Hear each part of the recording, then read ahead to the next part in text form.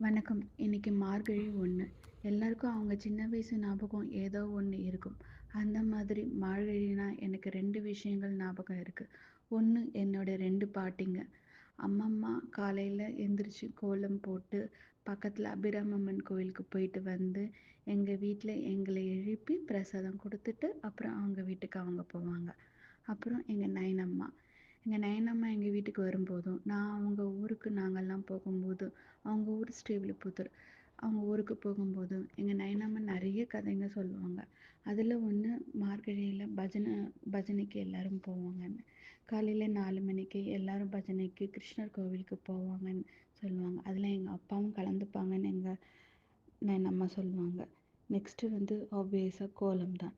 எங்க அக்கா, நானு, எதிர் வீட்டு அக்கா, பக்கத்து வீட்டு அக்கா எல்லாரும் சேர்ந்து அவங்கவங்க வீட்ல பெருசா கோலம் போட்டு, முக்கியமா ஸ்கார்ஃப் போட்டு கோலம் போட்டு, ஜாலியா பேசிட்டே கோலம் போட்டு கலர் பண்ணிட்டு ஜாலியா இருப்போம் நாங்க. இந்த மார்கழி எண்ணற்ற நினைவுகள் எனக்குள்ள இருக்கு. Thank you.